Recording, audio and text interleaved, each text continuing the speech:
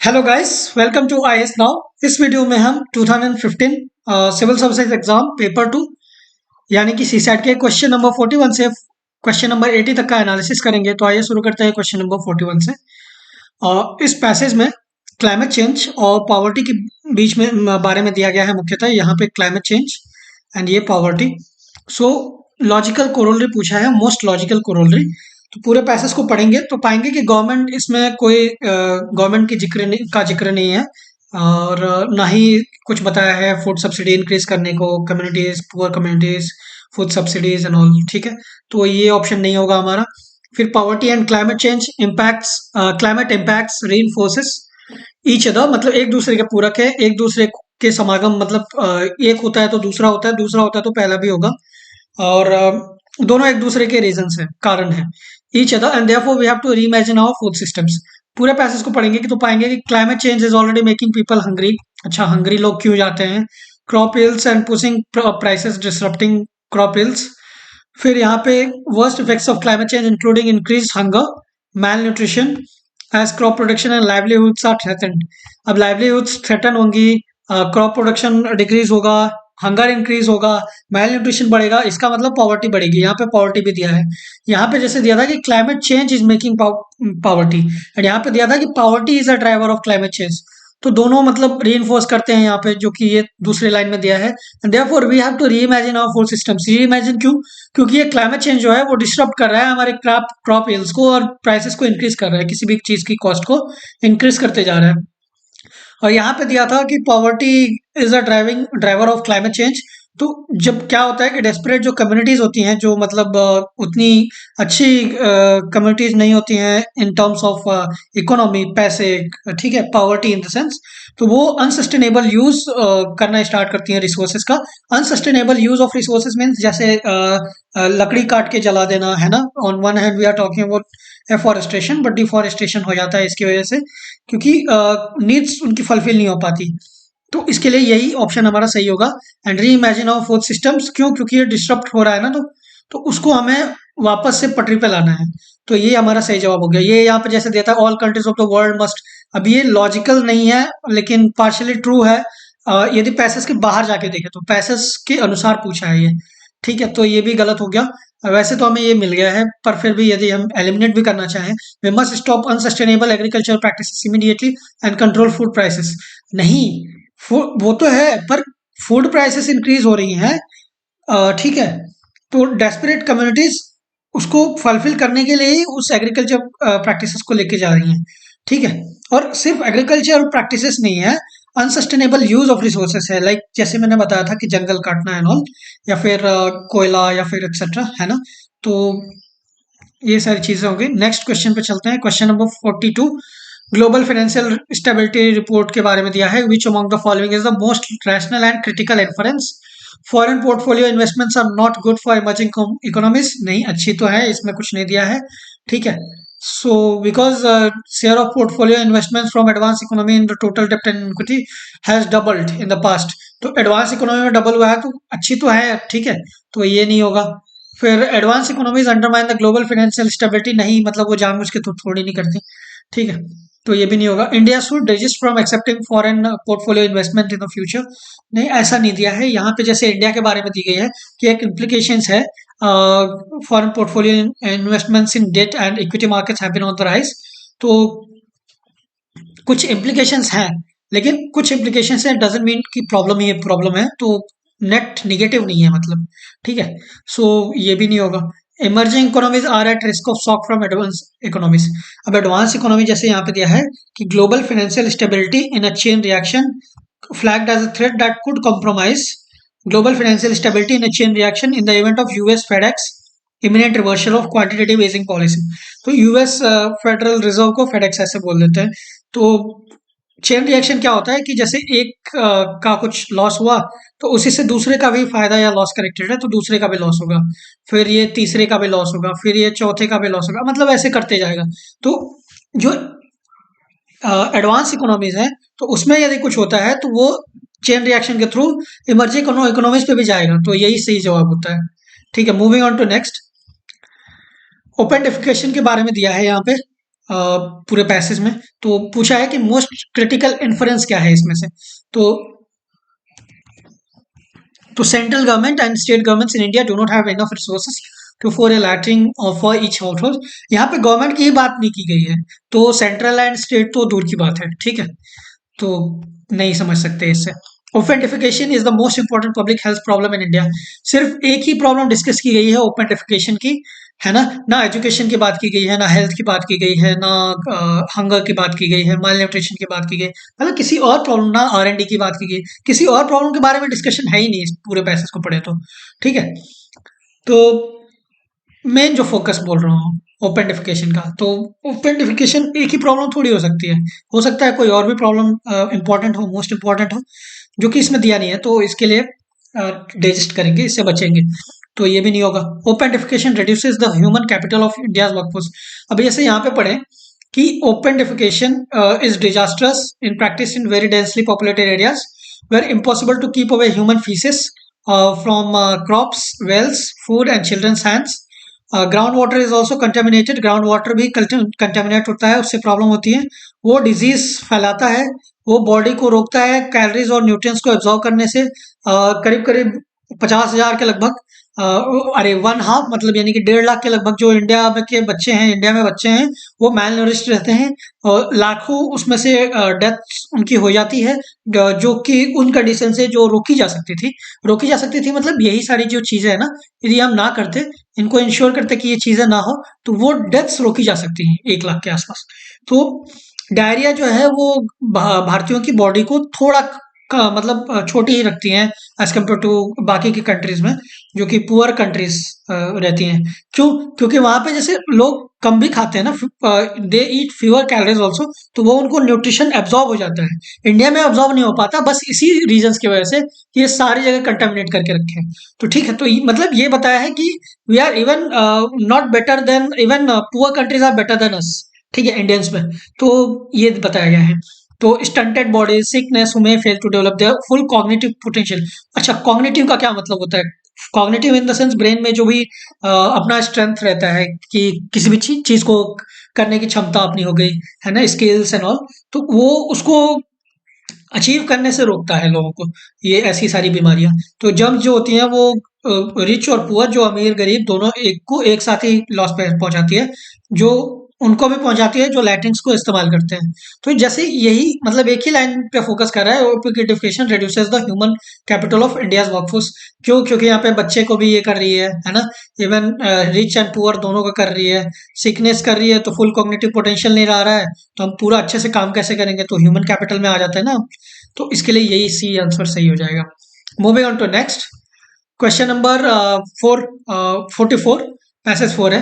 तो ये दिया है कि बेस्ट सम अप कौन से करता है। तो यदि हम पूरे पैसेज को पढ़े तो इसमें पाएंगे कि ये, या जैसे यहाँ पे दिया था ना कि our country has a lot of diversity with its many caste communities and religions. ये तो सही है, मतलब एक इंडिपेंडेंट व्यू की तरफ ले तो, लेकिन यहाँ पे ना ये एक एज एक निगेटिव सेंस में बात की गई है कि जब डेमोक्रेसी की बात आती है तो हम किसी एक पर्टिकुलर कम्युनिटी, कास्ट या रिलीजन को बिलोंग करना पसंद करते हैं। तो यानी कि ये डाइवर्सिटी की बात नहीं की गई है, यूनिटी की बात नहीं की गई है, ये वननेस की बात की गई है। तो यानी कि एक तरीके से निगेटिव टर्मिनोलॉजी के रूप में यूज की गई है, तो ये नहीं होगा इस पैसेज का। True democracy could be established by providing equal opportunities to all। यही है, we must be in a position to respect a man as a man and to extend opportunities for development to those who deserve them in the sense कि equality of opportunities, है ना, equal opportunities को सबको मतलब बराबर मिले, ऐसा हमें मतलब इंश्योर करना चाहिए। तो इक्वालिटी ऑफ अपॉर्चुनिटीज हो गया, इक्वल अपॉर्चुनिटीज टू ऑल। तो true democracy could be established by providing equal opportunities to all, ये सही हो जाएगा।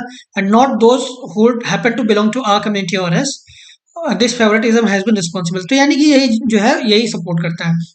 सी वाला हो गया, so far none of us have actually understood the meaning of democracy. नहीं, ऐसी कुछ बात नहीं की गई है कि मीनिंग का मतलब क्या है एंड ऑल, ठीक है। ये ज्यादा मतलब मैटर भी नहीं करता, इसमें थोड़ा बहुत इसमें आएगा, पर ये ऑप्शन नहीं होता तो it will never be possible for us to establish truly democratic governance in our country. अब इतना भी नेगेटिव नहीं जाना है, तो ये भी गलत हो जाएगा, ठीक है। तो B will be the correct answer. Moving on to 45th, ये हो गया कि existence, establishment of formal offer sale reliable alternative financial instruments fundamental in mobilising savings, need access, appropriate financial instruments. तो ये जो है ना, इसमें पूछा है कि Indian financial institutions do not offer any financial instruments to rural household to mobilise their savings. मतलब इंडिया में जो फाइनेंशियल इंस्टीट्यूशन है, बैंक्स एंड ऑल, वो फाइनेंशियल इंस्ट्रूमेंट्स प्रोवाइड ही नहीं करती रूरल हाउस होल्ड्स को, ताकि वो अपने जो सेविंग्स है उसको बचा सके, मोबिलाइज कर सके, एक जगह इकट्ठा कर सके। तो यदि हम देखें तो यहाँ पे जैसे दिया था कि not always available to all the people in developing countries like India, most so in rural areas. मतलब डेवलपिंग कंट्रीज में सबको अवेलेबल नहीं होती, ठीक है, ऐसी सारी एक्सेसेस।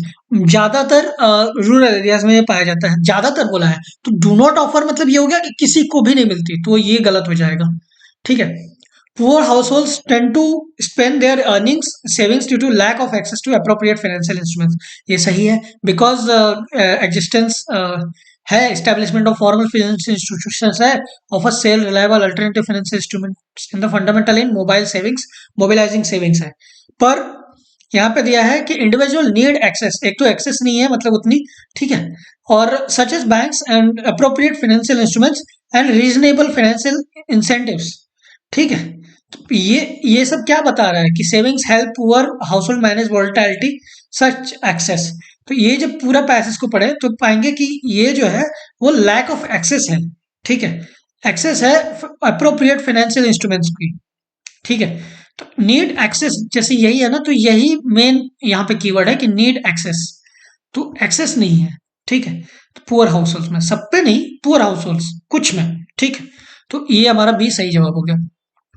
फिर what is the crucial message conveyed in the passage. पूरे पैसेज को पढ़ ले तो फाइनेंशियल इंक्लूजन की बात की गई है, इस्टेब्लिश मोर बैंक्स, बैंक्स का क्या करेंगे यहाँ पे, है ना, बैंक्स की बात नहीं की गई है, एक फाइनेंशियल इस्टेब्लिशमेंट की बात की गई है, फाइनेंशियल इंस्टीट्यूशंस की बात की गई है, ठीक है। तो वो इनडायरेक्टली बैंक को रेफर करता है, लेकिन जो क्रूशियल मैसेज है वो ये नहीं है, ठीक है। Increase in GDP growth rate, gross domestic product growth rate, नहीं जीडीपी की भी कोई बात नहीं की गई है, ना ही पर कैपिटा की बात की गई है कुछ।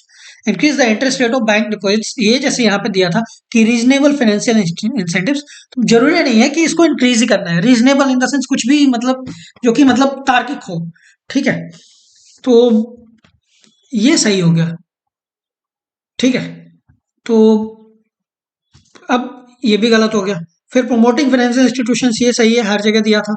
इसमें भी जैसे poor household due to lack of access tend to spend, ये लास्ट वाले में जो दिया था without access to formal savings and all, तो ये भी एक पढ़ सकते हैं।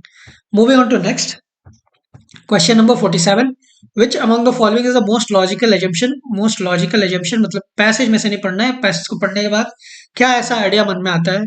तो जैसे ये दिया है कि पूरे पैसेज को पढ़ेंगे तो discretionary power to the administration can be done with, मतलब डिस्क्रिशनरी पावर को डिक्रीज करना है, ठीक है, because power within limits, power को लिमिट्स में रखना काफी डिफिकल्ट हो रहा है डे बाय डे, ठीक है, गवर्नमेंट के लिए, क्योंकि गवर्नमेंट को काफी सारे टास्क कंप्लीट करने होते हैं, तो वो पावर का इस्तेमाल करना मतलब पड़ता है डिस्क्रिशन में। डिस्क्रिशन होता है तो एक रूल्स और सेफगार्ड्स होनी चाहिए मिसयूज को रोकने के लिए पावर को।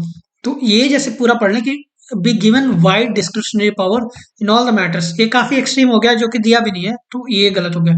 Supremacy of rules and safeguards should prevail as opposed to the influence of exclusive discretion of authority. यही तो है कि डिस्क्रिशनरी पावर को कम करना चाहिए, ठीक है, खत्म भी नहीं करने बोला है, कम करने बोला है। Can be done away with, can be done away with, ठीक है, किया जा सकता है इसको डन अवे, मतलब खत्म किया जा सकता है, लेकिन खत्म करना नहीं है टोटली, ऐसा बोल रहा है, ठीक है। Should prevail as oppose to influence of exclusive discretion, exclusive distinction नहीं होना चाहिए। एक्सक्लूसिव मतलब मेरी मर्जी, ठीक है, डिस्क्रिशन इन द सेंस कि जैसे मैं पोस्ट पे हूँ तो मेरी ही मर्जी चलेगी, ठीक है, एक्सक्लूसिव डिस्क्रिशन नहीं रहना चाहिए, ठीक है। इसका कहने का मतलब यही है। यदि यहाँ पे ये भी बोल देता ना कि डिस्क्रिशन नहीं रहना चाहिए एज अ होल, तो थोड़ा मतलब गलत हो जाता, बिकॉज डिस्क्रिशन कुछ लोगों पे तो रहेगा ही, है ना, कुछ 8-10 लोग मिलके ही तो तय करेंगे चीजों को, तो ये चीज भी सही जवाब हो गया। सी है कि parliamentary democracy is possible only if government has wider discretion power. नहीं, ये तो अलग है ना कि must be authorise by the parliament, है ना, गवर्नमेंट की जो भी चीजें हैं वो पार्लियामेंट द्वारा ऑथराइज की जानी चाहिए, तो ये तो अपोजिट दिया है।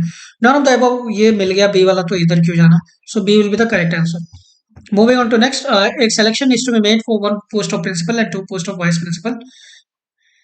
एक सिलेक्शन करना है एक प्रिंसिपल के पोस्ट के लिए, 2 वाइस प्रिंसिपल के पोस्ट के लिए, 6 कैंडिडेट्स बुलाए गए हैं, 2 एलिजिबल है प्रिंसिपल के लिए, सारे के सारे मतलब 6 के 6 एलिजिबल हैं वाइस प्रिंसिपल के लिए, तो अलग अलग कॉम्बिनेशन क्या होगी। अब दिया है कि 2 प्रिंसिपल के लिए एलिजिबल है, वाइस प्रिंसिपल के लिए फिर 5 हो जाएंगे। ये क्यों?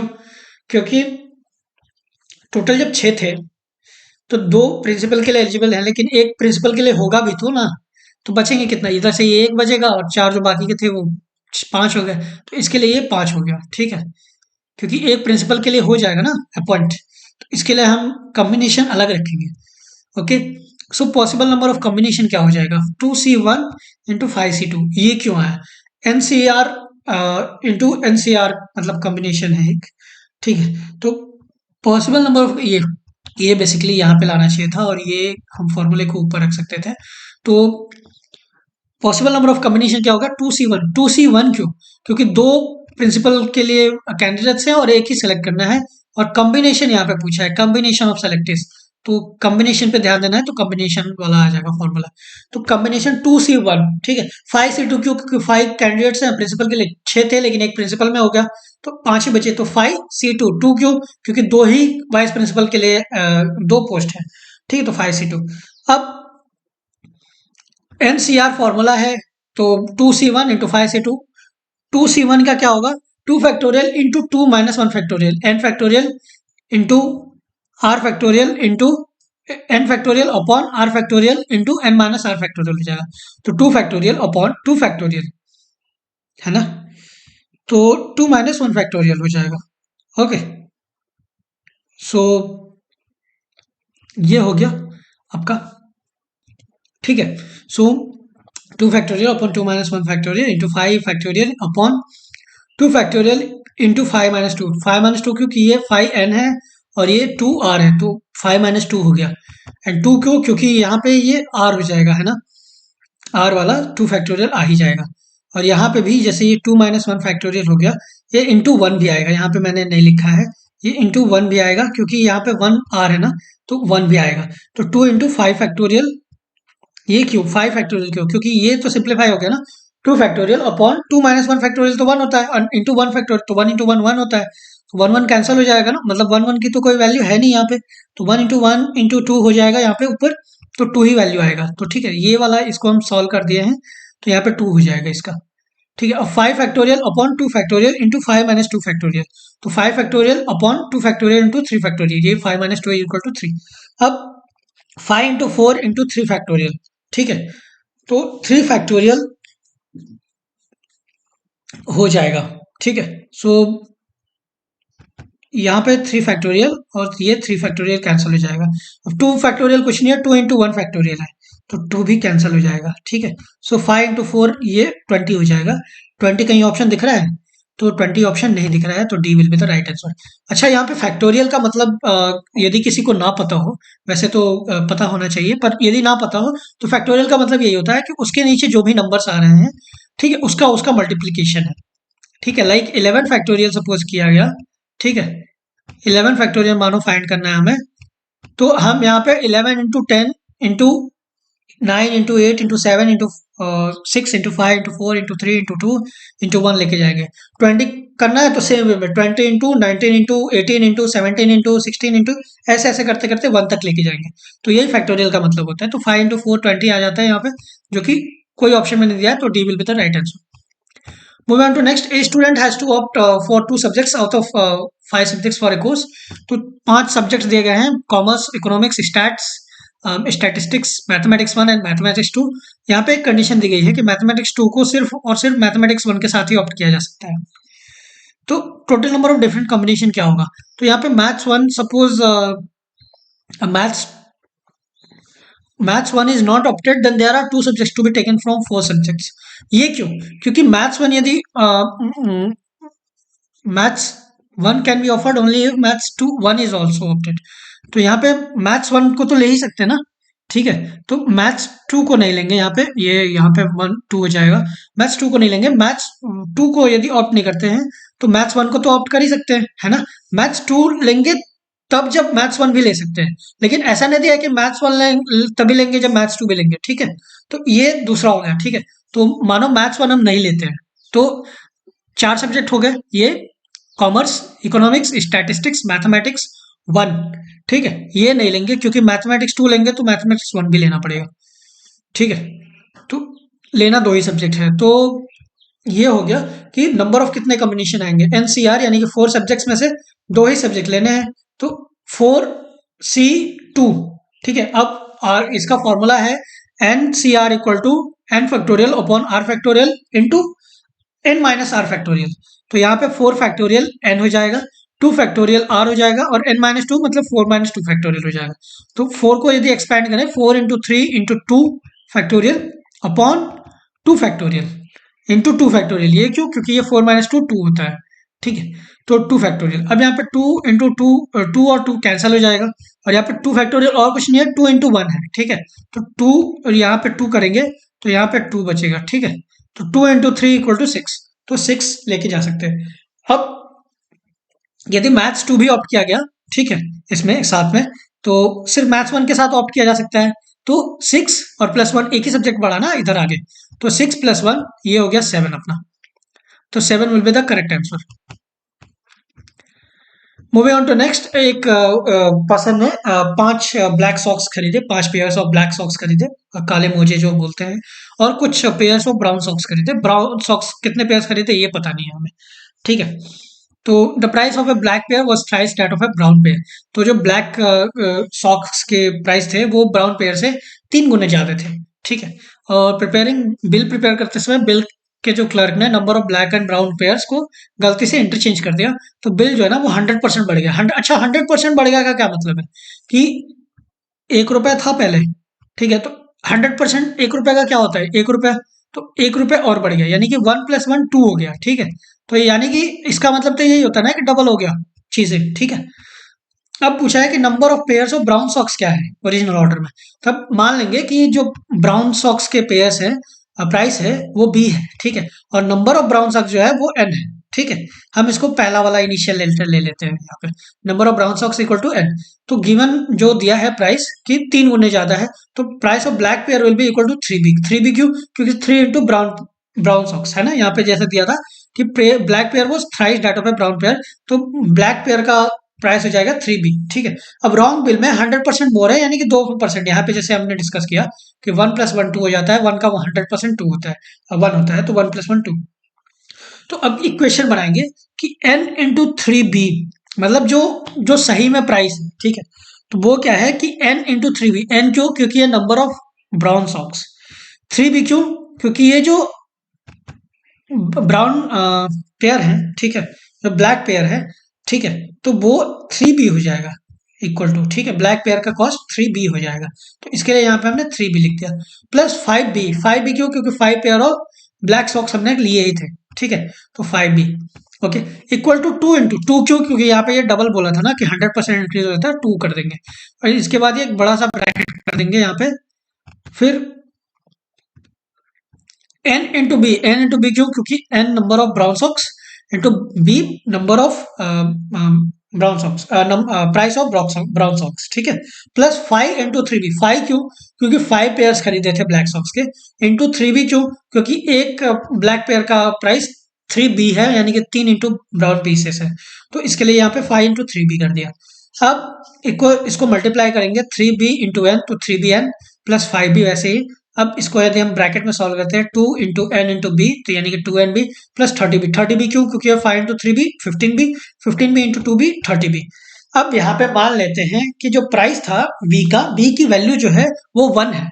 ठीक है, ऐसी कुछ दी नहीं गई है क्योंकि हमें प्राइस पूछा भी नहीं है इसमें, तो हम कुछ भी मान सकते हैं। हम आप यहाँ पे 10 मान लो, ठीक है, पर कैलकुलेशन थोड़ा मतलब अलग हो जाएगा, है ना, 0 0 एक्स्ट्रा क्यों लगाना।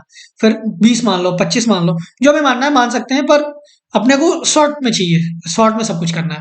तो प्राइस को हम 1 रुपीज मान लेंगे। अब 1 तो मल्टीप्लाई करेगा तो कोई चेंज आएगा नहीं, सो 1 बी कुछ नहीं होगा मतलब। ठीक है, तो 3n हो जाएगा plus 5 equal to 2n plus 30। अब 2n को इधर लेके जाओ, 3n minus 2n equal to n, और इधर लेके जाओ तो 30 माइनस 5 इक्वल टू 25, तो n इक्वल टू 35। हमने क्या देखा था कि नंबर ऑफ जो ब्राउन सॉक्स है वो number of pair of brown socks जो है वो n है।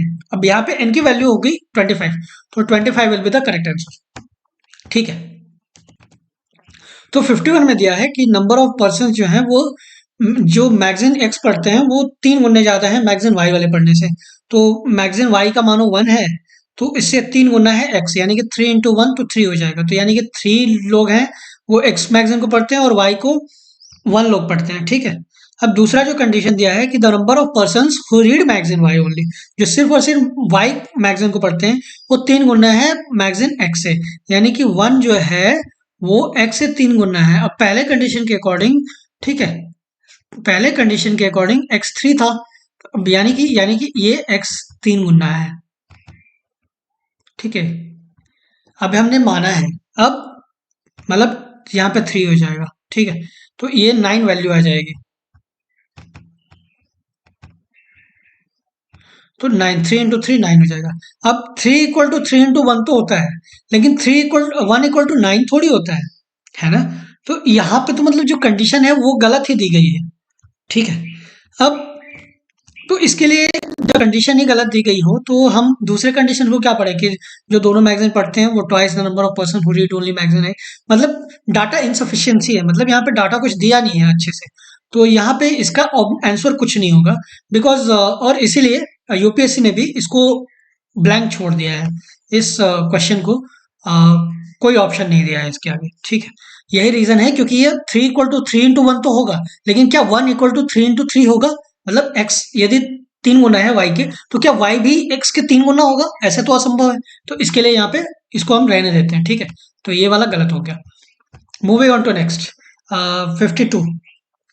ये ग्राफ दिया है 2000 से 2010 की सैलरी का, ठीक है। अब ये बोला है कि on the average A earn more than B, on the average B earn more than A, दोनों की इक्वल रही है ना, एक की कम एक की ज्यादा रही है। अब पूरे ग्राफ को पढ़े तो यहाँ तक ये 2007 तक का डाटा है, और 2007 तक में ए की सैलरी हमेशा ज्यादा रही है, ठीक है। तो ऑन द एवरेज ये 7 साल इसकी सैलरी ज्यादा रही है, ठीक है, और इसकी 7 साल कम रही है। अब बताओ ये इस फिर बी की सिर्फ 3 साल बढ़ी रही है और ए की 3 साल कम हो गई। अब इसमें से सिंपल सा फॉर्मूला बताओ कि यदि सपोज इसका हम मान लें कि 2 रुपए थी, इसकी 1 रुपए थी, अब ये 7 साल तक इसने 14 रुपए कमाए, इसने 7 साल तक 7 रुपए ही कमाए, ठीक है। अब यहाँ पे पासा पलटा तो यहाँ पे ये 2 रुपए कमाने लगा, ये 1 रुपए कमाने लगा, तो यानी कि ये 14 रुपए कमाए थे, इधर सिर्फ 3 रुपए कमाए, यानी कि 17 हो गए, है ना। यहाँ पे ये 7 कमाए थे और इधर ये 6 कमा लिए 2 इंटू 3 साल के, तो यानी कि ये 13 हो गए। अब 13 और 17 में से अब क्या लगता है कौन सा बड़ा है? ए बड़ा है, 17, राइट। सो यही है कि on the average A earn more than B during this period, on the average मान लेते हैं। अब ये 1 2 क्यों लिखा है यहाँ पे मैंने, क्योंकि यहाँ पे हमने माना डाटा को, ठीक है। वैसे तो ये देख के भी लगता है कि ये चूंकि ये ज्यादा समय तक इसने ज्यादा कमाया तो इसके लिए ए ज्यादा कमाया रहेगा, ठीक है। लेकिन एक लोगों को पूरा प्रूफ के साथ मतलब ये करने के लिए ये एक 1 2 का हम वैल्यू यूज कर सकते हैं, ठीक है। Moving on to next question. एक पाइप है ए और बी, जो अलग अलग दो पाइप से अलग अलग वो कंप्लीटली टैंक को 20 मिनट और 30 मिनट में भर सकते हैं। मतलब सपोज एक पाइप मोटी रहेगी, है ना, और एक पतली पाइप रहेगी, ठीक है। तो इतनी भी पतली नहीं, ठीक है। तो मानो ये रही और एक ये रही पाइप, ठीक है। तो ये 20 मिनट में भरती है और ये 30 मिनट में भरती है, ठीक है, टंकी को। ये मानो टंकी है, ठीक है, ये टंकी है, तो ये इधर से किया और ये इधर से किया, तो ये 20 मिनट में भरती है अलग अलग समय पे, ठीक है।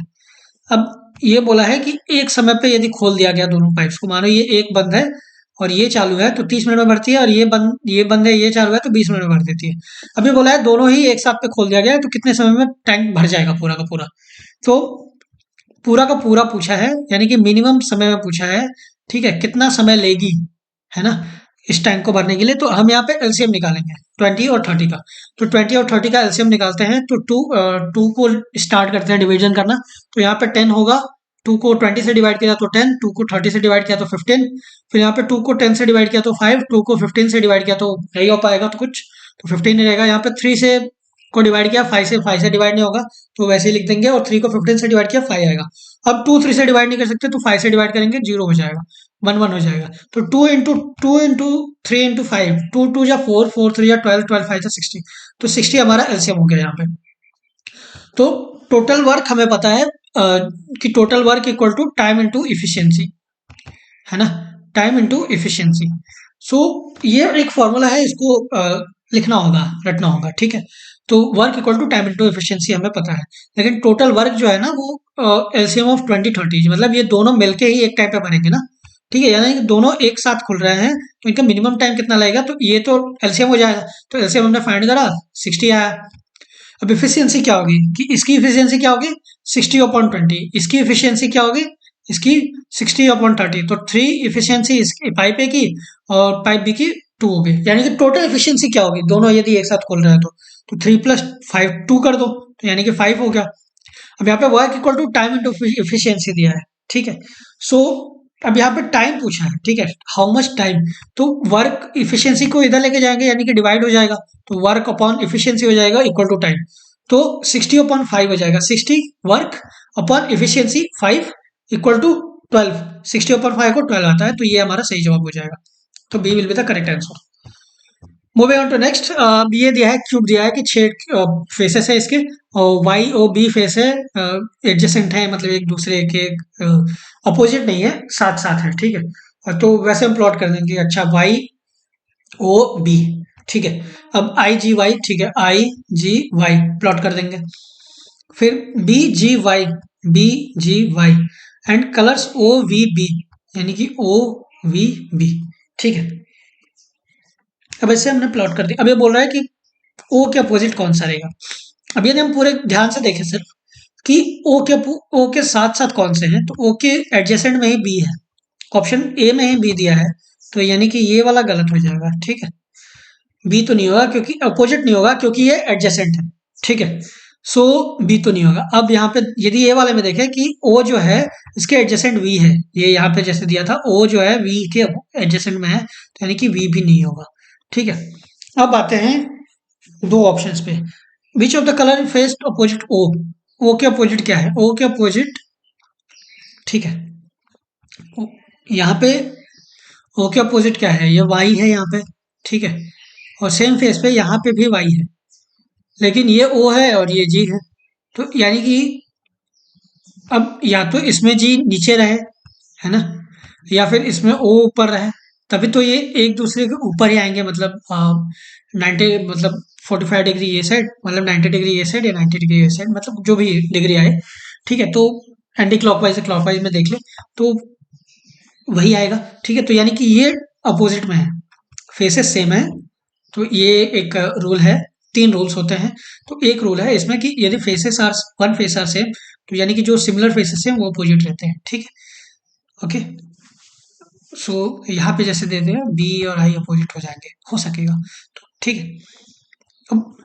अब आप बोलोगे कि आई क्यों नहीं है, ठीक है, लेकिन यहाँ पे देखो ना, आप वाई के साथ में ही आई दिखा रहा है ना, तो यानी कि हम यदि इसको इधर भी लेके आए, ठीक है, और इसको हम इधर भी लेके आए, तो यहाँ पे आई आ जाएगा, है ना, ये यहाँ पे यदि हम इसको यहाँ पे लेके जाएं बी, ठीक है, और यहाँ पे ओ आ जा रहा है, ठीक है, और यहाँ पे वी आ जा रहा है, यानी कि एक एक इधर लेके जाए ना, तो ये यहाँ पे ओ और फिर ये यहाँ पे बी वी है, ठीक है, पीछे, तो आई यहाँ पे नहीं होगा, ठीक है, तो G will be the correct answer, क्योंकि यहाँ पे सेम जो फेसेस हैं वाई वाई, तो इसके लिए ये हमारा सी सही जवाब हो गया। Moving on to next, some men are great, okay, some men बना दिया, एंड ग्रेट, तो सम मेन आर ग्रेट, यानी कि सम वाला जो है ना, ये वाला क्राइटेरिया है अपना, कि some men are great, okay, ये सम मेन है जो कि ग्रेट है। Some men are wise, wise तो ये यहाँ पे बना दिया, ठीक है, ये यहाँ पे पूरा बना दिया, ठीक है। तब ये जो है ना, ये वाला जो एरिया है, ये वाइज, सम वाइज मैन है, ठीक है, दोनों भी है, मैन भी है वाइज भी है। तो ये पूछा है, कंडीशन पूछा है कि मेन आर इधर वाई ग्रेट और वाइज, अब यहाँ पे तो नहीं दिया है ना कि मेन आर इधर, ये यहाँ पे नहीं था, ठीक है, ये यहाँ पे है डायग्राम में, तो ये नहीं होगा, मतलब ठीक है। Some men are neither great nor wise, ऐसा भी नहीं है ना, कुछ हो भी सकते हैं, ऐसा कुछ दिया नहीं है यहाँ पे, तो इसके लिए ये भी मतलब गलत हो गया, तो neither of the conclusion are valid. Moving on to next, ये यूएफओस के बारे में है कि कुछ लोग का मानना है कि उन्होंने यूएफओस को देखा हुआ है, अनआइडेंटिफाइड फ्लाइंग ऑब्जेक्ट्स, कुछ लोग एलियन भी बोलते हैं उन्हें, तो life on other humanly bodies are is consider to be possibility, तो पॉसिबिलिटी है, ठीक है। Voice to space is not an established fact, तो स्पेस में जा सकते हैं, ये एक स्टैब्लिश्ड फैक्ट हो गया है, इसमें कोई बड़ी बात नहीं रही है कि स्पेस पे जा सकते नहीं जा सकते, पॉसिबिलिटी पे बात नहीं है, स्टैब्लिश्ड हो गया है कि जा सकते हैं। तो ये दिया है कि कौन कौन सा कंक्लूजन हो सकता है, यूएफओस आर ह्यूमनली बॉडीज। अब यहाँ पे ये नहीं बोला है कि some claim to have seen UFOs, लेकिन यहाँ पे बोला है कि life on other humanly bodies, लेकिन यहाँ पे ये नहीं बोला है कि यूएफएस जो है ना वो ह्यूमनली बॉडीज है, तो इसके लिए ये नहीं होगा। फिर UFO are sent from other humanly bodies, ये भी नहीं होगा, मतलब दिया तो नहीं है, हो सकता है बाहर यदि जीएस का नॉलेज आप लगाओ, ठीक है, पर इधर से तो नहीं होगा, मतलब ठीक है, इस पैसेज के थ्रू, इस लाइंस के through. Some living species in other humanly bodies are more intelligent than man. अब यहाँ पे मैन की ना बात की गई है, ना अदर स्पीसीज की बात की गई है, ना ही इंटेलिजेंसी की बात की गई है, तो ये भी नहीं होगा। Nothing definite can be said about the UFOs. सही बात है, यूएफओस के बारे में एक ही लाइन ऐसे दी गई है कि यूएफओस अनआइडेंटिफाइड फ्लाइंग ऑब्जेक्ट्स, ठीक है, तो इसके लिए डी वाला ऑप्शन हमारा सही हो गया। Moving on to next, A B C into D E D equal to A B C A B C, जहाँ पे A B C D D E are different digits, मतलब अलग अलग डिजिट्स हैं, तो डी और ई की वैल्यू क्या होगी। अब ऐसे क्वेश्चन में ना जहाँ पे कुछ डाटा दिया ना हो, ठीक है, तो क्या करते हैं, ट्रायल एरर करते हैं। ट्रायल एरर कैसे करते हैं, ऑप्शन से। तो एक सॉरी, एबीसी दिया है ना कि एबीसी, तो मान लो ना एबीसी को 1 2 3 ले लेते हैं, ठीक है, एबीसी को 1 2 3 ले लेते हैं। 1 2 3 क्यों लिया, सबसे सिंपल है, आप यहाँ पे सपोज कोई और नंबर लेते हो, 857 इंटू 857 या 583 या 299 या फिर 487 या फिर 389, है ना, जो भी नंबर लेते हो तो कैलकुलेशन ना डिफिकल्ट हो जाएगा अपना, ठीक है, यहाँ पे दो सबसे मल्टीप्लाई करते फिरोगे नहीं हो पाएगा, फिर इतना मतलब लेंदी प्रोसेस नहीं बनाना हमें, तो इसके लिए हम 1 2 3 लेते हैं। कहीं पे भी ये पॉसिबल है तो 1 1 1 ही ले सकते हैं, लेकिन चूंकि यहाँ पे A B C are different digits बोला है ना, यहाँ पे दिया है डिफरेंट डिजिट्स है, तो इसके लिए हम 1 2 3 ले रहे हैं, है ना। आप बोलोगे 3 2 1 ले सकते हैं, 2 3 1 ले सकते हैं, कुछ भी ले सकते हैं, ठीक है, कुछ भी ले सकते हैं, लेकिन बस यही है कि कैलकुलेशन तुम्हारा काफी टफ हो जाएगा, काफी टफ इन द सेंस कि 30 40 सेकंड में बढ़ गया, 1 मिनट में बढ़ गया, 2 मिनट में बढ़ गया, तो काफी प्रॉब्लम हो जाएगा आपको, बाकी सब सॉल्व करने नहीं मिलेगा, तो इसके लिए 1 2 3 लिया है। अब यहाँ पे डी ई डी में वैल्यू सब्स्टिट्यूट करो, और एबीसी में, एबीसी की वैल्यू तो कॉमन रहेगी, है ना, क्योंकि एबीसी सो मल्टीप्लाई है, तो ये यहाँ पे वैल्यू को कॉमन रखा है, और इसको मल्टीप्लाई करा है 2002 से, क्यों, क्योंकि डी का 2 है और ई का 10 है, तो 2002, तो मल्टीप्लाई किया मैनुअल मल्टीप्लिकेशन से, तो 246 आ रहा है।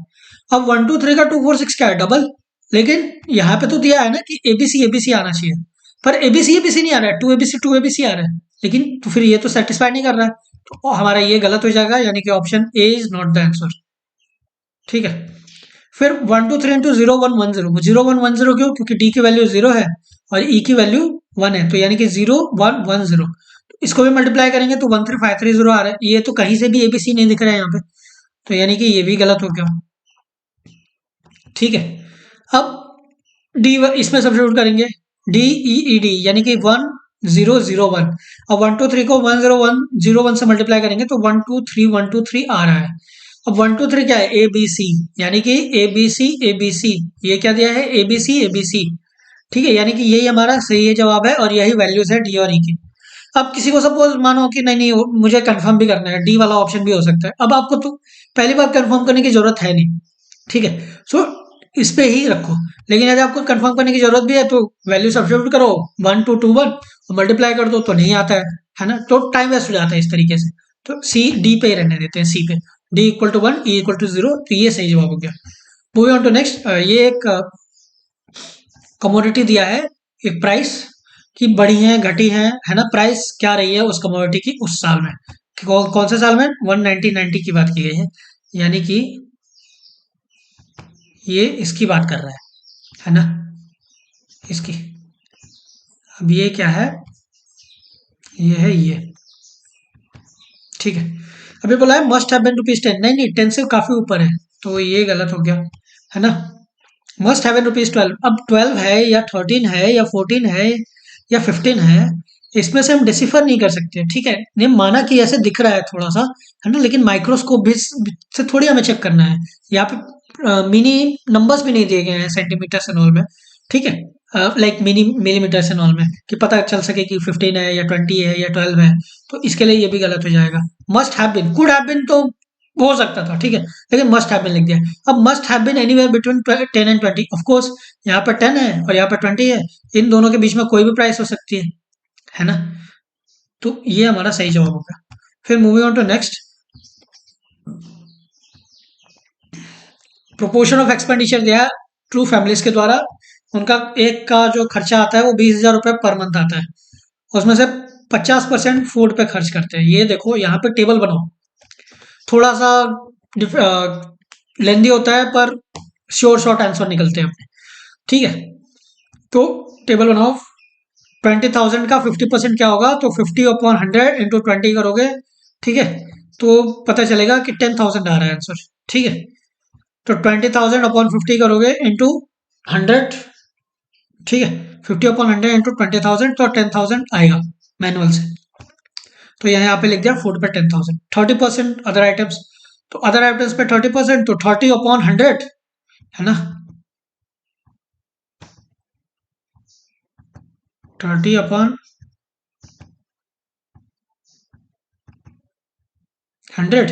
इंटू 20,000। अब इसको 20,000 में ना ये दोनों जीरो, ये दोनों जीरो को काट देंगे तो 200 रुपये बचेंगे, 200 इंटू 30 कर दो तो 6,000 होते हैं, तो ये हो गया।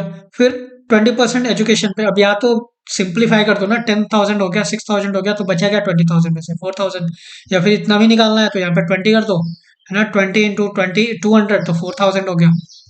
सिमिलर वे में यहाँ पे, अब यहाँ पे 60% अदर आइटम, 10% फूड पे है, तो 10% फूड पे, अब यहाँ पे सिंपल सा है, 1% निकाल लो, 100 से डिवाइड कर दो, 1% निकल जाएगा, तो 10% फूड पे है तो 1,000 हुआ है, इसके आगे एक और जीरो लगा दो, 10,000 हो गया, है ना। 60% अदर आइटम्स है, अब 1% ये है तो इसको 60 से मल्टीप्लाई कर दो तो 60,000 हो गया, है ना। 30% एजुकेशन, 1,000 1% है, तो 30% कितना हो जाएगा, 30 into 1000 which will equal to 30,000। अब ये दिया है कि इससे हम क्या कंक्लूड कर सकते हैं, फूड वाला ही दिया है देखो, तो फूड वाले में देखे ये भी 10,000 है, ये भी 10,000 है, यानी कि इक्वल है, तो family A and B, family B spend same amount of food, है ना, तो ये भी 10,000 खर्च किए, ये भी 10,000 खर्च किए। So moving on to next, Usha runs faster than Kamala, प्रीति,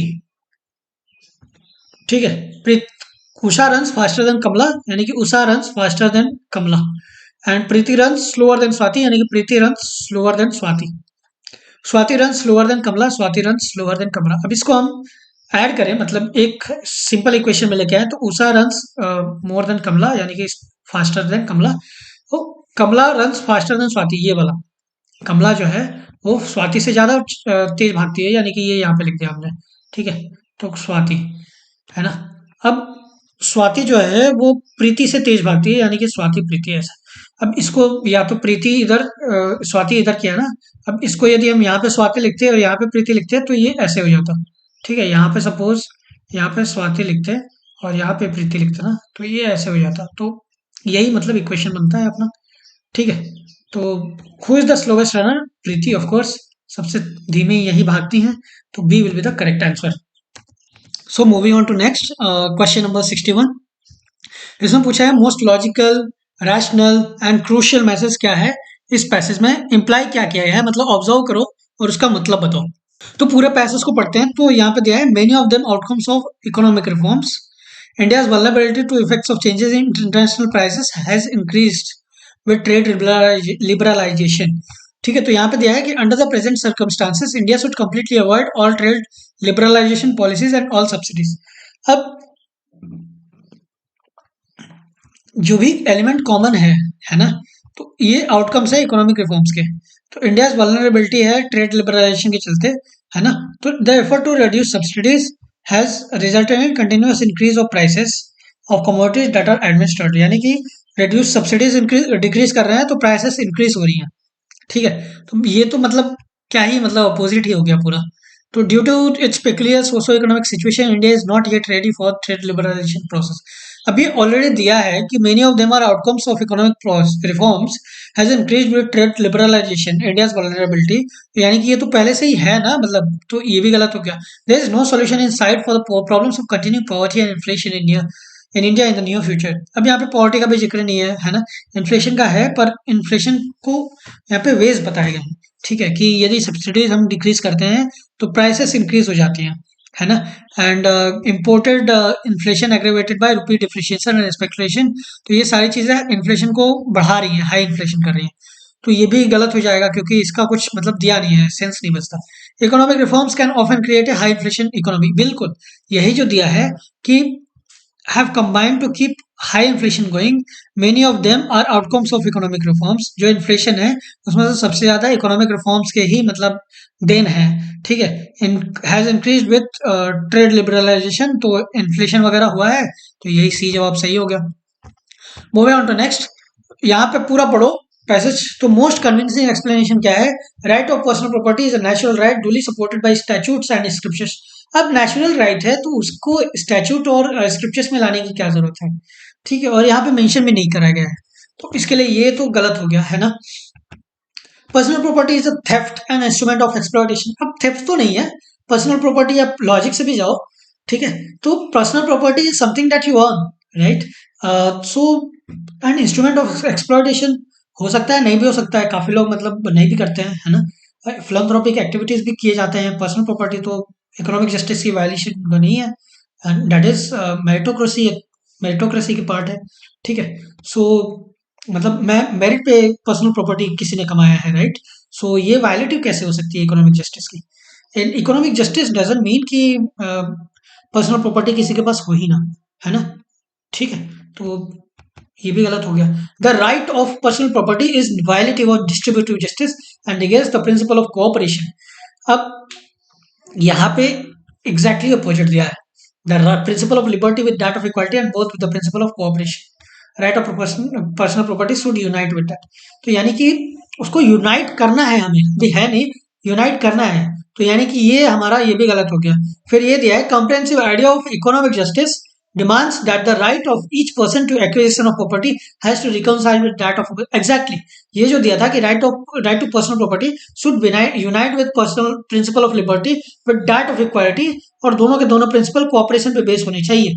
तो cooperation in the sense reconciliation, है ना, कि कुछ एक दूसरे के बीच में टकराव हो रहा है तो उसको आपस में बैठ के एक जगह पूरा मतलब अच्छे से मैटर को हैंडल करना, रिकंसाइल करना, कोर्स करेक्शन करना। तो यही सी डी हमारा सही जवाब हो गया।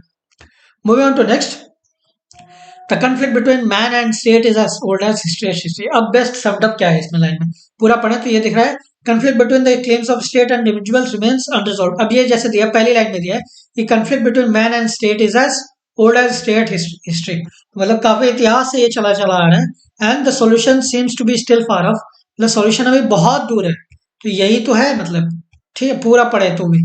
Anarchy and chaos are obvious reason, ये सब कुछ नहीं है। Old values tradition persist systemic, ये कुछ नहीं है यहाँ पे, ठीक है। तो ये गलत हो गया, ये वाला सही जवाब हो गया हमारा। फिर climate change is a complex issue, major implication in terms of finance. अब ये बोला है कि which of the following are the matter of intense debate in multilateral negotiation under UNFCCC regarding the role of developing countries in climate change. यहाँ पे दिया है scale of size of required financial support. अब ये देखो कि the task of funds required, है ना, domestic mitigation adaptation selection matter of intense debate, है ना। तो scale and size of required financial support तो है ही है यहाँ पे, जैसे the task of funds required, है ना, तो ये भी सही हो गया। फिर crop loss due to climate change in the developing countries, ये यहाँ पे कहीं नहीं दिया है, ठीक है। अब ये दिया है to enhance the mitigation adaptation actions in the developing countries, यही तो दिया है। Domestic mitigation adaptation actions are a matter of intense debate in the multilateral negotiation under UNFCCC, है ना। एंड इसी को लाइन को एक्सटेंड कर दिया था ये यहाँ पे टास्क और फंड्स को रिक्वायरमेंट वगैरह बताने के लिए। Domestic finances are likely to fall short and projected need for the developing countries, इसके लिए उन्हें हेल्प करनी चाहिए, ठीक है। तो domestic capacity need to be finance, तो ये भी सी सही हो गया, ये सही हो गया, मतलब 1 सही हो गया, 3 सही हो गया, तो C will be the correct answer. Moving on to next, एक पूरे पैसेज में convention puts responsibility of this provision for financial support on the developing countries because high level of per capita income. अब high level of per capita income तो develop countries में रहती है, और यहाँ पे मतलब पर कैपिटा इनकम दिया भी नहीं है कुछ, ठीक है। सो ये तो नहीं होगा हमारा, सो 1 विल नॉट बी देयर, तो 1 को कैंसिल कर दो, है ना। यहाँ पे भी 1 को हटा दो, यहाँ पे भी 1 को हटा दो, तो 3 will be the correct answer. है ना। लेकिन फिर भी यदि देखना है they are large quantum of GDP, तो जीडीपी की भी कोई बात नहीं करी गई है ना। तो ये भी हटाना पड़ेगा अपना। फिर their large contribution to the stock of GST in the atmosphere, ये क्या है? Account their contribution to the stock of atmosphere, ने square put responsibility for provision of financial support और द डेवलप्ड कंट्रीज, ये वाला जो इसका था, है ना। तो ये मतलब 3 सही जवाब हो गया हमारा। तो यानी कि 3 सी वाले में है, C will be the right answer. फिर moving on to next, with regards to developing countries, it can be inferred from the passage that climate change is likely to have implications on their domestic finances and capacity for multilateral trade. Multilateral trade की तो बात नहीं करी गई है, लेकिन domestic finance की बात की गई है ना, कि will enhance their domestic capacity. यहाँ पर दिया है domestic finances are likely to fall short. ठीक है, तो ये हमारा सही जवाब हो गया। So one will be the right answer. अब ये इसेंशियली कौन सा डिस्कस किए हैं? Conflict between developed and developing countries regarding support for mitigation, यही तो है कि कन्वेंशन जो है वो रिस्पॉन्सिबिलिटी को, फाइनेंशियल सपोर्ट की रिस्पॉन्सिबिलिटी को डेवलप्ड कंट्रीज पे रखता है, क्योंकि इन्होंने ये जिसको काफी मतलब स्टॉक इनका कंट्रीब्यूशन रहा है, तो इसके लिए इन पे रखता है। और डेवलप्ड कंट्रीज कहती है नहीं नहीं, ये डेवलपिंग कंट्रीज अभी कर रही हैं तो इन्हें भी बराबर करना चाहिए। ठीक है, तो डेवलपिंग कंट्रीज को जितने पैसे चाहिए उतने डेवलप्ड कंट्रीज जो हैं वो मतलब राजी नहीं हो रहे हैं उसमें। एंड जो कन्वेंशन है वो डेवलप्ड कंट्रीज पे फाइनेंशियल सपोर्ट को लेके बोल रहा है कि इन्हें ही करना चाहिए। तो यही जो ऑप्शन में है डिस्कस की गई है। ठीक है, ये तो नहीं दिया गया है, मतलब लैक ऑफ पॉलिटिकल विल हो गया, governance problem, occurrence of climate change and all, तो ये सारी चीजें दी नहीं गई है। ठीक है, moving on to next question, question number 68। तो बिटवीन 6 PM टू 7 PM जो मिनट हैंड है वो क्लॉक हैंड के 3 मिनट्स आगे रहेगी। कब, कौन से समय पे? अब पूरे क्लॉक को यदि हम बनाएं तो ये जो है वो 6 हो जाता है ना। तो ये मान लो 6 हो जाता है मोटे तौर पे। तो आवर हैंड किधर रहेगी? 6 PM एंड 7 PM के बीच में। 6 के बाद ही रहेगी, है ना। 6 और 7 के बीच में ही रहेगी आवर हैंड, है ना। अभी बोल रहे 3 मिनट आगे, एक तो लॉजिक से जाते हैं। ठीक है, जब 6 और 7 के बीच में ही रहेगी, है ना, तो अहेड पूछा है ना, तो ये पीछे वाला तो सवाल ही नहीं पैदा होता। तो 6:15 कैंसिल हो गया, 6:18 कैंसिल हो गया, है ना। अब यहाँ पे बोला है 6:36 एंड 6:48। अब 6:48, अब 6 यहाँ पे है, ठीक है, सपोज 6 यहाँ पे है एंड 48 यहाँ पे है ना। तो ये भी काफी समय हो गया ना, मतलब 6:35 मत मानो, एटलीस्ट 6 और 7 के बीच में कहीं भी मान लो। ठीक है, तो रहेगा तो अबाउट अबाउट कम से कम, मानो 7 पे भी मानते हो तो अबाउट अबाउट 13 मिनट का डिफरेंस पड़ जाता है।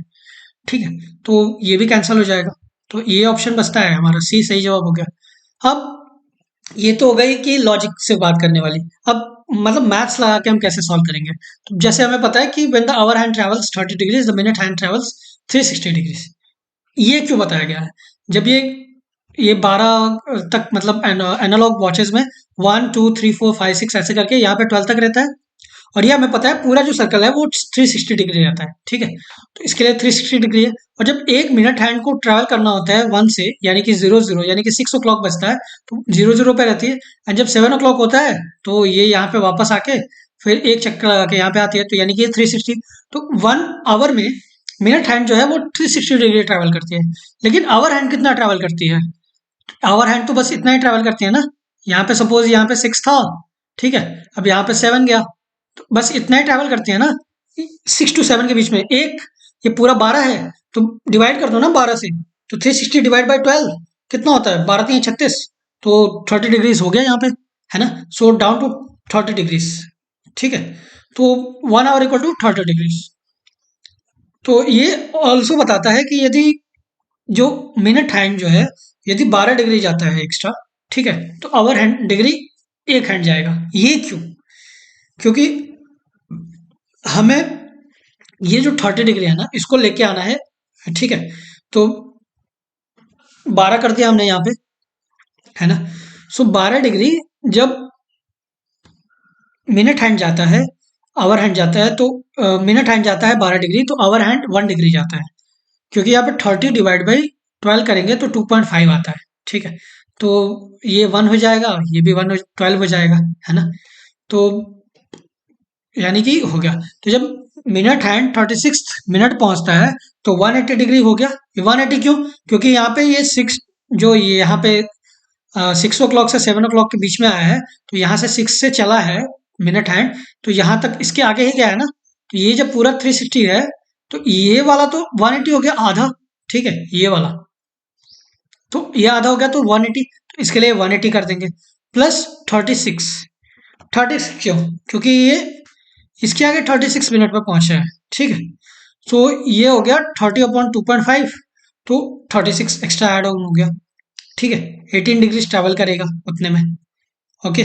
12 12 एंड 12.5 12 इंटू 1.5 है ना, तो ये आगे आ गया, तो ये हो गया 18 degrees, 15 plus 12 plus 6, 12 and half, मतलब 12 इंटू 1.5, तो यहाँ पे ट्रेवल 18 डिग्रीज हो गया, ठीक है। सो 36 मिनट में ही ये 180 प्लस 36 हो जाएगा, यानी कि 216, ठीक है। तो 216 डिग्रीज पे ये 36 मिनट में पहुंच जाएगा। कौन सा? Clock hand, hour hand, minute hand, ठीक है। और जो आवर हैंड रहेगा वो 3 मिनट पीछे ही रहेगा। तो बस यही है कि 636 विल बी, इससे भी विल बी राइट आंसर। ये थोड़ा टफ है, मतलब इसको समझने में काफी है ना, इसको अब बार बार देखना पड़ेगा इन द सेंस समझने के लिए। So moving on to next, there are 5 task and 5 person. तो 5 टास्क है, 5 पर्सन है। टास्क 1 को पर्सन 1 या पर्सन 2 दोनों को नहीं दिया जा सकता, तो पर्सन 1 और पर्सन 2 दोनों को नहीं दिया जा सकता, तो यानी कि पर्सन 3 4 5 को दिया जा सकता है, तो यानी कि 3 को भी दिया जा सकता है, 4 को भी, 4 को भी दिया जा सकता है, 5 को भी दिया जा सकता है, तो 3 वेज, 3 वेज हो जाता है, ठीक है। सो अब ये दिया है कि जो टास्क 2 है वो 3 या 4 में से एक को किया जाना चाहिए, यानी कि यहाँ पे 3 और 4 को किया जाना चाहिए, यानी कि 2 वेज। अब ये टास्क एक जो टास्क है वो ये 3 या 4 को एक कर दिया गया, तो यानी कि ये 3 या 4 इधर में से तो चले जाएंगे, है ना, तो मतलब 1 तो किया जाएगा यहाँ से, 3 या 4 से एक चले जाएगा, तो यहाँ पे 3 में से एक घटा देंगे, तो यानी कि 2 वेज हो जाएगा, ठीक है, तो यानी कि ये 2 वेज हो जाएगा। फिर every person is to be assigned 1 task, तो बाकी जो टास्क हैं 3, वो अलग अलग 3 लोगों को दिए जा सकते हैं, है ना, बाकी जो 3 टास्क है तो 3 ही लोग करेंगे, तो यानी कि ये 3 फैक्टोरियल हो जाएगा। अब फैक्टोरियल का बताया था कि फैक्टोरियल जो भी नंबर है उसके नीचे जितने भी नंबर्स होते हैं नेचुरल नंबर्स, उसको मल्टीपल होता है, तो 2 फैक्टोरियल क्या होता है, 2 इंटू 1, तो 2 ही हो जाएगा, है ना। एंड P3 और P4 दो वे में कर सकते हैं, तो 2 फैक्टोरियल यहाँ पे भी तो 2 हो जाएगा, और ये 3 टास्क किए जा सकते हैं 3 वेज में, तो 3 फैक्टोरियल, तो 3 इंटू 2 इंटू 1, तो यानी कि 6, है ना। तो नंबर ऑफ वेज क्या होगा, ये टोटल का मल्टीप्लीकेशन, तो 2 इंटू 2 इंटू 6, है ना, तो 2 इंटू 2 4, 4 इंटू 6 24, तो यानी कि 24 वेज में किया जा सकता है। ये C will be the correct answer. फिर moving on to next, the monthly incomes of Peter and Paul are in the ratio of 4:3. Their expenses are in the ratio of 3:2. If each saves 6,000 at the end of the month, the monthly incomes respectively are. अब यहाँ पे भी मतलब सबसे simple है, मतलब एक तरीके से आप 4:3 जो है उनका मंथली इनकम है, ठीक है, रेशियो है। अब इसका रेशियो निकाल लो ना सीधा सीधा, इसका निकाल लोगे तो ये 6 से डिवाइड हो जाएगा, यहाँ पे 4 आएगा, यहाँ पे 3 आएगा। अब इसको निकालेंगे तो यहाँ पे 4 आएगा, यहाँ पे भी 3 आएगा, 7 4 जा 28 एंड 7 3 जा 21, ठीक है, 4 3, यहाँ पे भी अबाउट 8 4, है ना, और ये भी 3, यहाँ पे भी 34 और 26, अब ये तो नहीं आ रहा, ठीक है, तो ये वाला ऑप्शन चला गया हमारा। अब 4:3 रेशियो ऑफ इनकम है, 6,000 सेविंग्स है, एक्सपेंसेस जो है वो 3:2 के रेशियो में है, तो जो 18,000 है, ठीक है, उससे सेविंग्स निकाल दो 6,000 की, ठीक है, दोनों 6,000 रुपये बचाते ना, इसमें से 6,000 निकाल दो, तो 12,000 हो गया, है ना। अब ये हो गया 18,000, ठीक है, तो यानी कि ये जो हो गया 12,000 हो गया ना, तो और 12,000 ये हो गया, और 18,000 अपना मंथली इनकम है, ठीक है, मंथली इनकम है, ओके। तो ये भी मतलब 12,000 आ रहा है, यानी कि 18,000 इज द मंथली इनकम, और 12,000 इज द एक्सपेंडिचर, और 6,000 बचाते हैं, ठीक है, तो ये भी 3:2 के रेशियो में है, ठीक है। सो जो कि यहाँ पे दिया है कि expenses are in the ratio of 3:2। अच्छा, अब आप बोलोगे कि दूसरे वाले का भी कर सकते हैं, कर सकते हैं। 24,000 में से 6,000 घटा दो, 18,000 आता है, ठीक है, and 18,000 is to expenses, expenses जो भी हैं वो करोगे तो 3:2 की रेशियो में आएगा। मतलब ये 3 की रेशियो में आएगा, ठीक है। सो मतलब यही है कि A will be the correct answer. Okay, ये वाला three expenses ratio is 3:2। 18,000 minus 6,000 12,000, और 18,000 इंटू 12,000 का रेशियो लेंगे तो यानी कि ये 3 जीरो कट, ये 3 जीरो कट, 18/12 डिवाइड कर दो 6 से, तो ये 3 हो जाएगा, ये 2 हो जाएगा, जो कि यहाँ पे भी दिया था, है ना। अब वही बात यदि तुम यहाँ पे करने जाओगे आप, ठीक है, 28,000 21,000 में, तो ये यहाँ पे लागू नहीं होगी, क्योंकि ये 21,000 में से 6,000 घटाओगे तो 15 हो जाएगा, और 15,000 और 21,000 का रेशियो लोगे तो वो 3:2 नहीं आएगा, है ना। 14:21 का रेशियो आएगा 3:2, ठीक। तो ऐसे मतलब करते जाओगे तो ये नहीं होगा, मतलब, ठीक है। So B C won't be the answer, A will be the correct answer, यही सेटिस्फाई कर। चलते हैं नेक्स्ट क्वेश्चन पे, 71 पे। तो 71 में दिया है कि ये car A, two cities A and B are 360 kilometre apart. ये सिटीज मानो ए है, ये बी है, तो इन दोनों के बीच की डिस्टेंस जो है वो 360 किलोमीटर है। सो एक कार जो ए से चलती है, मानो ये पॉइंट ए है सिटी, और ये सिटी बी है, तो जब ये यहाँ से कार जाती है तो 40 किलोमीटर की रफ्तार से जाती है, और जब यहाँ से वापस आती है तो 60 kmph पे आती है। तो इसका एवरेज स्पीड पूछा है, ठीक है। अब दो चीजें हैं इसमें को हम दो सॉल्व कर सकते हैं दो मेथड से। सो पहला ये तो फॉर्मूला पता है, speed equal to distance upon time, so time equal to distance upon speed. ये वाला टाइम इधर चला जाएगा, ये वाला इधर आ जाएगा, है ना। Time is equal to distance, और ये इधर आ जाएगा distance upon speed. So time equal to distance upon speed. तो गिवन जैसे डाटा है तो टाइम क्या होगा, दो स्पीड है ना, तो 360 किलोमीटर गया भी तो 40 किलोमीटर की रफ्तार से गया था, तो 360/40 प्लस 360 किलोमीटर रिटर्न भी हुआ, तो 60, 360/60। So 9 hours plus 6 hours equal to 15 hours. अब डिस्टेंस कितना कवर किया उसने, 360 किलोमीटर इधर से गया, ये इधर से गया तो 360 किलोमीटर हुआ, और इधर से वापस आया तो 360 किलोमीटर हुआ, ठीक है। तो दो डिस्टेंस हो गया अपॉन 9 + 6, 9 + 6 15, 15 ये आएगा क्योंकि ये टाइम है, ठीक है, तो 15, तो ये हो जाए 720/15 which will come equal to 48 kilometre per hour. So ये हमारा बी सही जवाब हो गया। यदि हमें ये इतना सॉल्व नहीं करना था, मतलब क्योंकि ये टाइम वाइम और इतना सब करने की जरूरत है नहीं, मतलब एक तरीके से डिस्टेंस की भी जरूरत नहीं है यहाँ पे। एवरेज स्पीड की एक फॉर्मूला होती है 2xy/x+y, ठीक है, 2 into X into Y upon divide by x+y। तो 2 इंटू x+y क्या होता है, x और y दो स्पीड है, x क्या है यहाँ पे 40, y क्या है यहाँ पे 60, तो 2 इंटू 40 इंटू 60 अपॉन x+y यानी कि 40 + 60, तो 40 + 60, तो ये हो जाएगा 2400। 40 इंटू 60 क्या होता है, 4 6 जा 24, 2400 इंटू 2, तो 48 हो जाएगा, 4800 अपॉन 40 + 60 100, तो 4800 upon 100 which will equal to, ये 20 कट जाएंगे, है ना। सो 48 बच जाएगा, 48 किलोमीटर पर आवर। तो दोनों इस मेथड से हम कर सकते हैं, ये थोड़ा सिंपल है ना, तो इससे भी कर सकते हैं, तो B will be the correct answer. So move on करेंगे नेक्स्ट क्वेश्चन पे। अब ये दिया है कि A B C D E F ये कजन्स है, ठीक है। दो कजन्स जो है वो सेम एज के नहीं हो सकते कोई भी, ठीक है, लेकिन सारे लोगों का जो कजन्स का बर्थडे है वो सेम डे पे सेम मंथ का है, मतलब एक साल में ये लोग शेयर नहीं करते, लेकिन अलग अलग साल में पैदा हुए थे, ठीक है। तो सेम डे सेम मंथ, ठीक है। तो यंगेस्ट जो है वो सबसे छोटा जो है वो 17 साल का है, और जो सबसे बड़ा है वो 22 साल का है। तो 17 18 19 20 21 22 हो गया, तो 6 लोग हैं, और 6 साल भी है, यानी कि 6 लोग 6 साल में। ओल्डेस्ट ई जो है वो 22 साल का है, तो यानी कि ओल्डेस्ट ई मानो ए बी सी डी हमने टेबल में लिख दिया, ओल्डेस्ट ई मानो 22 साल का है, ठीक है।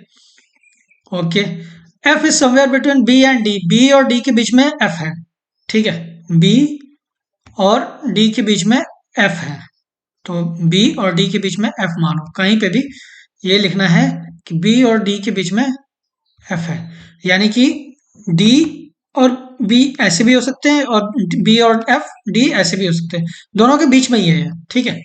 लेकिन यहाँ पे दिया है ए इज ओल्डर देन बी, यानी कि ए इज ओल्डर देन बी मतलब बी के बाद आएगा, पहले आएगा, मतलब ए सीनियर है बी के, तो यानी कि ये बड़ा होगा। सी इज ओल्डर देन डी, यानी कि डी से बड़ा ही है, यानी कि मानो यहाँ पे डी हो गया, ठीक है, तो सी से बड़ा है, राइट, सो यहीं पे आएगा। एंड यहाँ पे मानो यहाँ पे भी यदि हम डी को लिखते, पर यहाँ पे तो डी और बी के बीच में एफ आ रहा है ना, तो भी ये बड़ा ही होगा, है ना। तो सी यहाँ पे हो गया इसी वजह से, ठीक है। फिर ए इज 1 ईयर ओल्डर देन सी, तो यानी कि ए सी से बड़ा है। यहाँ पे पता चल गया कि सी डी से बड़ा है, यानी कि सी डी से बड़ा है, ठीक है। और यदि यहाँ पे भी आता तो सी डी से भी बड़ा होता तो एफ, तो और बी तो बीच में ही आ रहे थे, तो इसके लिए यहाँ पे आ रहा था, ठीक है। तो A is 1 year older than सी। अब ऐसे जब कर लेंगे, ठीक है, तो अरेंजमेंट ये दो पॉसिबिलिटीज हैं कि या तो ई सबसे बड़ा है, ये जो दिया है ये तो सत्य है, ये भी ए और सी भी एज कम पर गिवन कंडीशन यही होगा, ठीक है। ये तीनों तो फिक्स्ड है। अब ये क्या है कि ये यहाँ पे जैसे दिया था कि F is somewhere between B and D, B और डी के बीच में एफ है, ठीक है। सो बी और डी के बीच में एफ है, तो डी बी या फिर बी और एफ, तो यानी कि या तो डी सबसे छोटा हो सकता है, नहीं तो बी सबसे छोटा हो सकता है, ठीक है। सो अब ये क्या पॉसिबल है, विच one of the following is possible.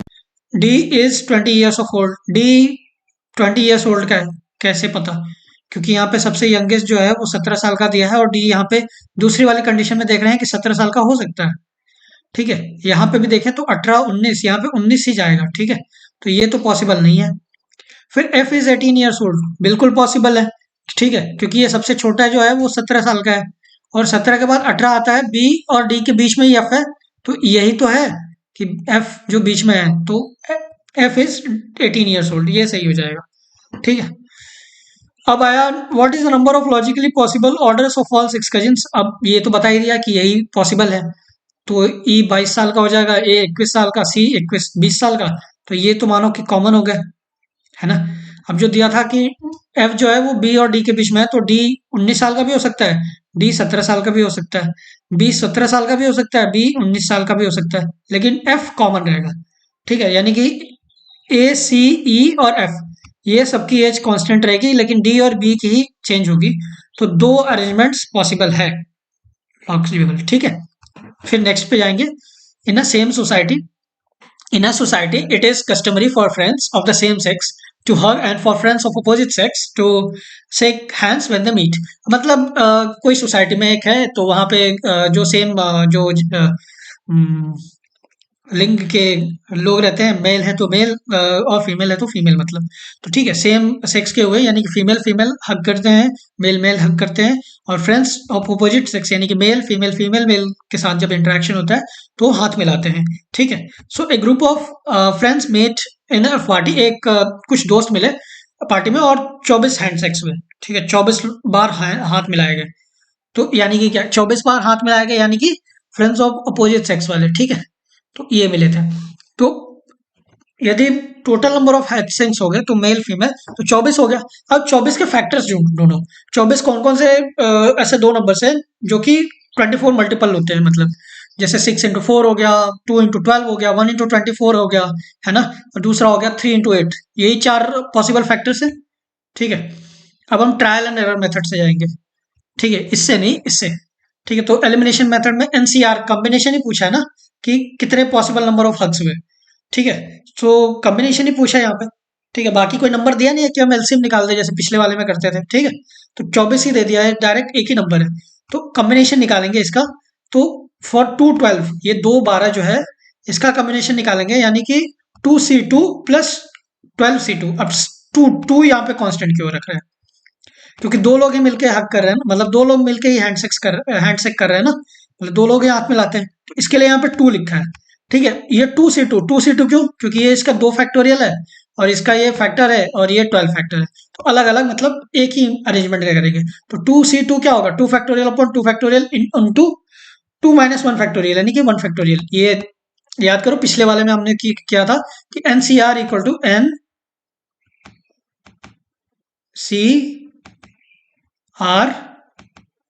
Equal to n factorial upon r factorial into n minus और ये r फैक्टोरियल हो जाएगा, ठीक है। तो ये फॉर्मूला था वो पिछले वाले क्वेश्चन में हमने करा था। सो 2C2 प्लस 12, तब 12C2 क्या क्या होगा, 12, ठीक है, 12 into 10 11 into 10 factorial upon 2 into 10 factorial. ये क्यों किया, ठीक है, ये तो समझो नेक्स्ट स्टेप में आ गया, ठीक है। तो यहाँ पे मानो कि 12 फैक्टोरियल है, ठीक है, 12 factorial upon 2 factorial into 12 minus 2 factorial लेंगे 10 फैक्टोरियल आएगा, ठीक है। 12 2 फैक्टोरियल इंटू 10 फैक्टोरियल आ गया। अब यहाँ पे 12 इंटू 11 इंटू 10 इंटू 9 वाइन करते जाए, इससे बेटर ये नहीं है कि 10 फैक्टोरियल को यहीं रहने दें यहाँ पे, ठीक है। तो 10 यहाँ पे और ये 10 फैक्टोरियल और ये 10 फैक्टोरियल कैंसिल हो जाएगा। वैसे ही 12 इंटू 1 है तो यहाँ पे 2 का फैक्टोरियल कितना होगा, 2 इंटू 1, तो 2 12 से कैंसिल होगा तो 6 आएगा यहाँ पे, है ना, 6 आएगा, ठीक है। तो यहाँ पे क्या होगा, 2 फैक्टोरियल इंटू 2 फैक्टोरियल मानो कैंसिल हो गया, है ना, तो बचेगा 1 ही यहाँ पे। सो 1 प्लस 6 इंटू 11 66, तो 67 आ रहा है। अब 67 तो कहीं ऑप्शन में दिख नहीं रहा मेरे को, तो यानी कि ये वाला फैक्टर तो गलत हो गया। अब 38 पे आते हैं, 362 प्लस 8C2, अगेन 2 क्यों, क्योंकि यहाँ पे दो लोग मिलके हाथ मिला रहे हैं, दो लोग हाथ मिला रहे हैं, दो लोग के बीच में हैंड 6 हो रहे हैं। सो 3C2 प्लस 8C2, 3C2 यानी कि 3 into 2 factorial upon 3 factorial upon 2 factorial into 3 minus 2 factorial, ठीक है, यानी कि 1 फैक्टोरियल हो जाएगा, ठीक है। तो 3 इंटू 2 फैक्टोरियल अपॉन 2 फैक्टोरियल, तो 2 2 कैंसिल हो जाएगा, बचेगा 3 ही, ठीक है। तो यहाँ पे 3 हो गया, प्लस 8 फैक्टोरियल अपॉन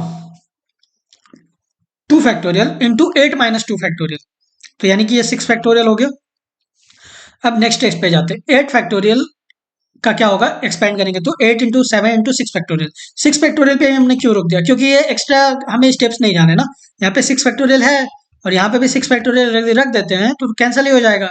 यदि इसको एक्सपेंड भी करते हैं तो भी हमें कैंसिल करना है, तो 6 पे हमने कैंसिल कर दिया। यहाँ पे 2 फैक्टोरियल, तो 2 को यदि हम 8 से डिवाइड कर देते हैं, ठीक है, 8 से डिवाइड कर देते हैं, 8 को 2 से डिवाइड करते हैं तो 4 आएगा, तो 4 इंटू, है ना, 4 इंटू 7, 7 इंटू 4 कितना होता है 28, और ये हमारा 3 बचा ही है क्योंकि 2 2 कैंसिल हो गए थे, तो 3 बचा है। 3 प्लस 28 विच इक्वल टू 31, 31 कहीं ऑप्शन में दिख रहा है, नहीं है, तो ये भी नहीं है मतलब, ठीक है। अब ये भी नहीं हो गया मतलब, फिर 4,6 मतलब 4 और 6 का फैक्टर, जो 24 का फैक्टर्स है ना 4 और 6, उसका हम करेंगे। तो 4C2 अगेन 2 क्यों, क्योंकि दो ही हैंड 6 मतलब दो लोग मिलके हैंड 6 कर रहे हैं, हाथ मिला रहे हैं। सो 4C2 क्या होगा, 4 factorial upon 2 factorial into 4 minus 2 factorial, यानी कि 2 फैक्टोरियल, राइट। सो 4 into 3 into 2 into 1 upon 2 factorial into 2 factorial, तो 2 फैक्टोरियल कैंसिल हो जाएगा। अब 4 डिवाइड बाई 2 कर देंगे तो यहाँ पे 2 आ जाएगा, तो 2 इंटू 3 कितना हो गया 6, तो ये 6 हो गया, इसका ये पूरे का 6 हो गया, ठीक है। तो ये हमने लिख दिया यहाँ पे, प्लस अब 6 से 2 भी तो करना है, तो 6 factorial upon 2 factorial into 6 minus 2 factorial, 6 minus 2 factorial कितना आएगा 4 फैक्टोरियल आएगा, ठीक है, और इंटू 2 फैक्टोरियल है ही है आर वाला। फिर यहाँ पे 6 इंटू 5 इंटू 4 फैक्टोरियल, 4 फैक्टोरियल के आगे एक्सपेंड क्यों नहीं करेंगे, क्योंकि हमें स्टेप्स बचाना है, अपना टाइम बचाना है। तो यहाँ पे 4 फैक्टोरियल नीचे भी है, 4 फैक्टोरियल ऊपर भी है, डिनोमिनेटर न्यूमरेटर में, तो ये कैंसिल हो जाएगा एक दूसरे से। फिर ये 2 जो है ये भी 3 से कैंसिल हो जाएगा यहाँ पे, ठीक है। तो यहाँ पे 3 इंटू 5 कितना हो गया 15, तो 15 ये, और यहाँ पे हमने 6 करा ही था 6, तो ये यहाँ पे 21 आ रहा है। 21 तो ऑप्शन में है कहीं, है सी वाले में है, तो सी वाला सही जवाब हो गया, ठीक है। बाकी फिर सॉल्व करने की जरूरत है नहीं 1 टू 124 का, वैसे करना हो तो कर सकते हो 1C2 करके, है ना, पर 1C2 में क्या ही आएगा। Okay, so move on to next question 75। दो मेन है अनिल एंड डेविड एंड दो विमेन है शबनम एंड रेखा, तो ये लोग सेल्स ग्रुप में है, ठीक है। एक टेबल बनाएंगे, दो लोग तमिल बोलते हैं, ठीक है, दो तमिल बोलते हैं, हमने कहीं लिख लिया, ठीक है, तमिल दो लोग बोलते हैं, जो बाकी दो हैं वो मराठी बोलते हैं, ठीक है, मराठी दो हमने लिख दिया, ठीक है। Only 1 man and 1 women can drive a car, एक महिला एक पुरुष ही कार चला सकते हैं, ठीक है। शबनम स्पीक्स मराठी, तो शबनम में हमने लिख दिया शबनम स्पीक्स मराठी, तो यानी कि ये कंफर्म हो गया। अनिल स्पीक्स तमिल, यानी कि अनिल स्पीक्स तमिल, ठीक है। So both Rekha and David drive, तो रेखा ड्राइव करती हैं, यानी कि ये हो गया, एंड डेविड ड्राइव करता है, ये हो गया, ठीक है। अब इसमें पूछा है कौन सा स्टेटमेंट सही है, both the Tamil speakers can drive का, नहीं डेविड ड्राइवर वाले तो रेखा और डेविड है ना, और एक तमिल स्पीकर हैं मतलब अनिल, तो दो ही लोग बोल सकते हैं बस तमिल, ठीक है। तो यहाँ पे दिया है दोनों ही तमिल स्पीकर कार ड्राइव कर सकते हैं, नहीं फिर एक तो ऑलरेडी है तमिल बोलता है पर वो चलाता नहीं है, सो नहीं ये पॉसिबल नहीं है स्टेटमेंट, ठीक है। Both the Marathi speakers can drive car, नहीं, क्योंकि एक शबनम मराठी बोलती है ऑलरेडी, तो अब दोनों मराठी भी नहीं बोल सकते यहाँ पे, तो ये भी गलत हो जाएगा। Both of those who can drive a car speak Marathi, again वही इसका इंटरचेंज कर दिया है, तो मतलब ये देखे तो सेम ही है मतलब, ठीक है। सो ये भी गलत हो जाएगा। फिर one of those who can drive a car speaks Tamil, अब देखो ये तमिल बोलता है बंदा, ठीक है, और ये शबनम मराठी बोलती है, तो बच अब दो ही लोग तमिल, दो लोग मराठी बोलने वाले हैं, तो यानी कि डेविड या तो तमिल बोल सकता है या फिर मराठी बोल सकता है, या फिर रेखा भी मराठी बोल सकती है या फिर तमिल बोल सकती है, तो यानी कि one of those who can drive a car, जो कि डेविड और रेखा हैं ड्राइव करने वाले, वो तमिल बोलते हैं, करेक्ट। अब यदि ऑप्शन में ये रहता कि one of those who can drive a car speaks Marathi, तो भी ये सही होता। ठीक है, move on to next question. एक प्लेन है, मानो एक प्लेन दे दिया है, एक प्लेन ऐसे प्लेन बना देता है, ठीक है, एक प्लेन बना देता है ऐसा।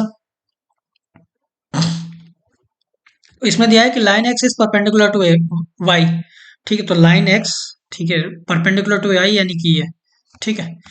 फिर line U is perpendicular to both lines V and W, चलो ठीक है, अब ये तो कहीं से भी आ गया, पर line X is also perpendicular to line B, तो लाइन जो एक्स है ये परपेंडिकुलर है लाइन बी के, तो या तो आप नीचे भी लेके जा सकते हो या फिर कहीं भी खींच दो, ठीक है, तो ये वी से हमने कर दिया, ठीक है। अब लेके चलते हैं, वो U is perpendicular to both lines V and W, तो एक यू लाइन है, ठीक है, यू लाइन है, वो परपेंडिकुलर है वी और डब्ल्यू दोनों की, यानी कि ये वी के परपेंडिकुलर हो गया, ये डब्ल्यू के परपेंडिकुलर हो गया, और लाइन वाई जो थी, है ना, X is perpendicular to line Y, और ये हमने छोड़ दिया था पहले, पैरेलल टू लाइन जेड, यानी कि ये जो वाई है ना, ये जो एक्स है ना, X is perpendicular to line Y and parallel to line Z, यानी कि एक्स के साथ साथ ही जेड चलता है, पैरेलल है, ठीक है, तो ये हो गया।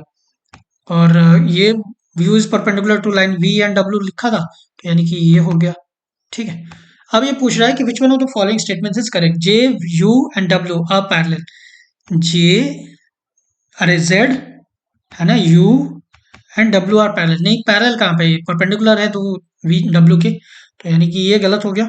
फिर X V and Y are parallel, ये एक्स हो गया, ये वी हो गया और ये वाई हो गया, ये पैरेलल कहाँ पे है, ये भी मतलब परपेंडिकुलर है, एक ही परपेंडिकुलर है दो के, तो ये भी गलत हो गया। Z V and U are perpendicular to W, तो जेड फिर वी एंड यू परपेंडिकुलर है डब्ल्यू के, नहीं ये भी नहीं है, तो ये भी गलत। Y V and W are parallel, हाँ वाई वी और डब्ल्यू पैरेलल है एक दूसरे के, यानी कि ये और ये लाइन पैरेलल जा रही है मतलब, ठीक है, ये सीधे वाली, ये वाली और ये वाली सीधी लाइन नहीं बन पा रही है, सीधी ही जा रही है, ठीक है। सो लाइन यानी कि ये देखो ये वाला, ठीक है, तो ये सही जवाब हो गया हमारा। Move on to next.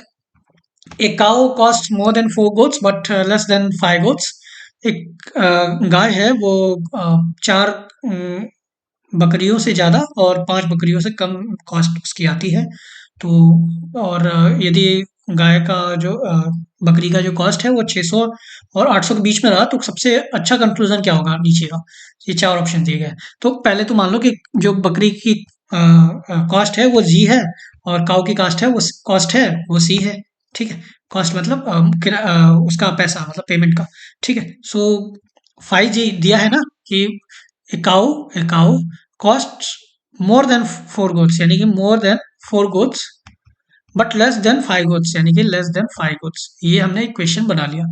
अब ये बोला है कि 600 और 800 के बीच में, तो मान लो सबसे 600 में ही बिक जाती है, ठीक है, तो ये जी का वैल्यू पुट करो यहाँ पे, तो 600 को, तो 5 into 600 is lesser more than C is more than 4 into 600, तो 5 इंटू 600 कितना आता है 3000 is more than C is more than 2400, 4 into 600, ठीक है। अब ले लो मैक्सिमम 800 रुपए, तो cost is taken to be 800 rupees, तो क्या होगा 5 इंटू 800, ये वाले में जी का वैल्यू पुटअप करते हैं, तो 5 into 800 is greater than C is greater than 4 into 800, तो which will be equal to 4000, 8 5 is 40, तो 4000 is greater than C is greater than 8 4 is 32, तो 3200, ठीक है। तो काउ की कॉस्ट 3000 से लेके, ठीक है, अरे 4000 से लेके 2400 तक पड़ सकती है, लाइक काउ कैन बी, ठीक है। So a cow cost between 2400 and 4000, यही तो है आंसर, 2400 एंड 4000। अब जैसे यहाँ पे दिया था कि काउ कॉस्ट मोर देन 2500, नहीं, यहाँ पे 2400 से यहीं पे ज़्यादा दे दिया है ना। तो पर ये यहाँ पे ज़्यादा दिया है लेकिन कॉस्ट मोर देन 2500। अब क्या पता 2400 वन पे खरीदी जाती हो काउ, ठीक है, ये भी तो मतलब हो सकता है ना। तो ये गलत हो जाएगा कंक्लूजन। ए काउ कॉस्ट लेस देन 3600, क्या पता, है ना। यहाँ पे जैसे 4000 दिया है, क्या पता 4000 में ही मिलती हो, तो ये भी नहीं होगा, है ना। ए काउ कॉस्ट बिटवीन 2600 एंड 3800, नहीं नहीं, यहाँ पे 4000 एंड 2400 दिया है, ये कि यही वाला सही था, ठीक है। सबसे सिंपल यही था। Move on to next question. एक सोसाइटी है, उसमें सिर्फ दो तरह के लोग रहते हैं, फाइटर्स और कुवर्ड्स, मतलब एक लड़ने वाले, एक जांबाज, और एक कुवर्ड जो कि डर जाते हैं, ठीक है, डरपोक एक तरीके से जो कहते हैं। तो two cowards are always friends, जो दो डरपोक है ना वो एक दूसरे के मित्र होते हैं, और एक फाइटर और एक कोवर्ड हमेशा दुश्मन होते हैं, ठीक है। और फाइटर जो है वो एक दूसरे में बनती नहीं है उनकी, यानी कि वो दोस्त नहीं है, ठीक है। तो यानी कि यहाँ पे बता दिया कि कोवर्ड दोस्त हैं, फाइटर और कोवर्ड हमेशा ही दुश्मनी रहते हैं, और फाइटर में भी नहीं चलती, ठीक है। तो अब यहाँ पे दिया है A and B are enemies, C and D are friends. अब C and D are friends, तो C and D are cowards, क्योंकि यहाँ पे दिया था two cowards are always friends, ठीक है।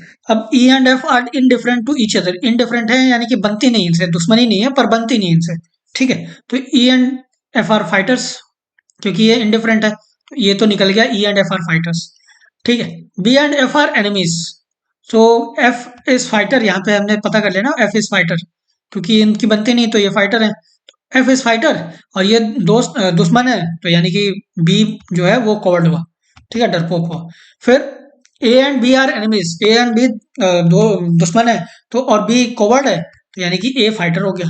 अब इसमें यदि हम पता करें तो कोवर्ड्स कौन कौन से हैं, यहाँ पे कवर्ड्स लिखा, तो बी कवर्ड है, यहाँ पे लिखा था बी कवर्ड, और सी कवर्ड, यहाँ पे सी डी आर कवर्ड्स क्योंकि दोस्त है, तो ये कवर्ड्स हो गए। फिर फाइटर्स, फाइटर्स कौन कौन है, A and B are enemies, तो ए इज अ फाइटर, तो ए हो गया, and E F are fighters as they are different to each other, तो ई एफ हो गया। तो ये क्या पूछा है कि कौन सा इसमें सही है, B C F are cowards, नहीं B C and D are cowards, F is a fighter, A E and F are fighters, yes बिल्कुल, A E and F are fighters, ये वाला सही जवाब हो गया। Next question.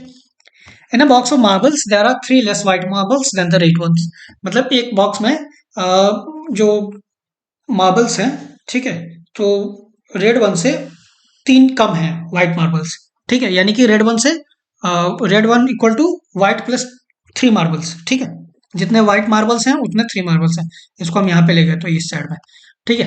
5 more white marbles than the green ones, यानी कि white equal to white marble, number of white marble equal to number of green marbles plus 5, ठीक है। तो टोटल 10 मार्बल्स हैं, कौन से, व्हाइट वाले, ठीक है। तो क्या हम पता नहीं कर सकते यहाँ पे, ये इक्वेशन तो बना लिया ना कि let's take white balls as W, red balls as R, number of red balls as R, number of green balls as G. So ये R minus three equal to W, तो R equal to W plus three, और W equal to G plus five है ही है, तो यानी कि G equal to W minus five. So R equal to W plus three, W का दिया है 10, तो 10 plus three 13, W equal to G plus five, अब W तो दिया ही है 10, तो W 10 हो गया, and G equal to W minus five, यानी कि 10 माइनस फाइव तो 5। अब ये पूछा है कि टोटल कितने मार्बल्स हैं, तो ये 13 रेड वाले हो गए, व्हाइट वाले 10 और ग्रीन वाले 5, तो 13 plus 10 plus 5 which will to 13 plus 10 23, 23 plus 5 28। तो ये हमारा कहीं दिख रहा है, बी वाला सही जवाब हो गया। Moving on to last question of the day. Candidates in a competitive examination consisted of a 60% men and 40% women. 60% main है, 40% women है, एक कॉम्पिटेटिव एग्जाम दे रहे हैं, यानी कि मान लेते हैं 100 लोग हैं, ठीक है। सो 60 पुरुष हैं और 40 महिलाएं हैं, okay. 70% men and 75% women clear the test, qualifying test, okay, final test नहीं, क्वालिफाइंग टेस्ट। तो क्वालिफाइड में 70% है, तो 60 का 70% निकालो, 70% कितना होता है, 70/100 इंटू 60 कर दो, तो ये एक कटेगा, 2 जीरो कटेंगे इससे, 7 वाले से, है ना, और ये इससे, तो 7 इंटू 6 कितना होगा, 42, तो 42 man qualified for the qualifying test. Women 75% है, तो वेमेन इक्वल टू 75%, तो 75% ऑफ 40 कितना होता है, 75 इंटू यहाँ पे 100 होता है एक्चुअली, ये मिस्टेक कर दिया है रिटर्न में। तो 75/100 × 4, तो यहाँ पे ठीक है, तो यहाँ पे 75 × 4 कर दिया। ठीक है, अब क्या किया है कि ये 10 जो है ना, ये कैंसिल कर दिया है जीरो से, ये वाला ना, तो ये वाला कैंसिल कर दिया था इससे, तो डेट इज वाई यहाँ पे नहीं लिखा। तो 75/10 × 4, अब ये पता है 2 से डिवाइड कर दो इसको 4 को, तो 2 बचेगा, यहाँ पे 2 से डिवाइड करोगे तो 5 आएगा। तो 75/5 × 2, अब 75 5 से डिविजिबल है 15 टाइम्स, क्योंकि 10 5 10 जा 50, तो 75 15 होता है, तो 15 × 2 30। ठीक है, या फिर ऐसे भी कर सकते थे कि 75/100, तो 25 से डिवाइड कर दिया तो 3/4, 3/4 × 40, तो 4 को यदि 40 से डिवाइड कर दिया तो है ना, तो 10 बचता है, और 3 था ही, तो 3 × 10 = 30, तो 30 क्वालिफाइड वेमेन, वेमेन 30 क्वालिफाई हुए। ठीक है, अब फाइनल में 80% मेन क्वालिफाई हुए, तो यानी कि 80/100 × 42, सॉरी, क्वालिफाई किससे होंगे, जो क्वालिफाइंग टेस्ट है उसी से तो फाइनल में टेस्ट में जाएंगे ना सक्सेसफुल होने के लिए, तो ये इसका हम परसेंटेज लेंगे, इसका 42 वाले का। तो 80/100 × 42, अब 80 क्या होगा, 20 से डिवाइड कर दो तो 5, और ये 4, तो 4/5 × 42। ठीक है, तो 168 आएगा, 4 × 42 168, 168/5, ये अप्रोक्सीमेटली मैनुअली करेंगे तो 33.6 आएगा। अब डेसिमल में तो नंबर्स होते नहीं ना मेन के, क्योंकि यहाँ पे तो परसेंटेज दिया था ना, हमने तो ऐसे अपने लिए ऐसे ही किया था। ठीक है, तो इसको हम एक्स्ट्रा भी कर सकते हैं, 33.6 336 भी ले सकते हो। ठीक है, अब वैसे ही फाइनल में 70% वुमेन क्वालिफाई हुई, किससे, ये 30 वाले नंबर से, तो 70/100 × 30 कर दो, तो यानी कि ये 2 जीरो कैंसिल हो जाएंगे, किससे, ये 7 वाले से और ये 3 वाले से। ठीक है, तो 7 × 3 21, यानी कि 21 वुमेन क्वालिफाई हुई, 34 मेन क्वालिफाई हुए। तो टोटल सक्सेस रेशियो क्या हो गया, टोटल इससे अब निकालेंगे ना, टोटल मेन कितने थे, तो 34 मेन थे, आउट ऑफ 60 मेन थे, और तो उसमें से 34 क्वालिफाई हुए, मतलब फाइनल हुए सिलेक्शन। ठीक है, तो 34/60 × 100, अब इसको मैनुअली लेके जाएं तो ये 56 आता है, 56 × 2/3, क्यों, क्योंकि है ना, तो 2/3 का क्या मतलब, 56.66%, तो ऐसे मतलब मैनुअली कर लेते हैं। ठीक है, अभी ये बोलोगे तो ये है ना, तो ये 100 से जो मल्टीप्लीकेशन वाला है, ठीक है, तो ये तो परसेंटेज निकालना है ना मैं, तो ये हो गया मैं, सो जीरो जीरो कैंसिल हो जाएगा यहाँ पे, और यहाँ पे 3 हो गया, है ना, यहाँ पे 5 हो गया। ठीक है, सो 34 × 5/3, 33/3 मान लो, 11 11 to 5, तो 55 55 + 1, मतलब उसी अकॉर्डिंग आ गया, 55 ही आ रहा है, आप ऐसे भी लो तो और find to total success of women, तो 25 वुमेन सक्सेसफुल हुई आउट ऑफ 40। अब ये 50 से थोड़ा सा ज्यादा है, कितना, 2%। ठीक है, क्योंकि यहाँ पे 40 100% है, तो 1% कितना होगा, 0.4, 2% कितना होगा, 0.8, एंड 1% कितना, 2.5% कितना होगा, 2। ठीक है, तो 52%, 52.5% हो गया। अभी बोला है कि which of the following statements are correct, success rate is higher for women, नहीं, वुमेन 52% पास हुई हैं, एंड मेन 56% पास हुए हैं, तो सक्सेस रेट नहीं हुआ। ठीक है, overall success rate is below 50%, नहीं नहीं, दोनों का 50 के अबव है, ये 52% है, ये 56% है, तो यानी कि ये गलत हो गया। More men clear the examination than women, of course यहाँ पे 34 men qualify clear and 21 women clear, तो ये नंबर्स में बात की गई है, परसेंटेज में नहीं, तो यानी कि ये तो सही होगा। ठीक है, तो वैसे ये करने की जरूरत भी नहीं थी यदि हम देखें तो, पर फिर भी ठीक है, C will be the right answer. So that's it for this year, so thank you guys.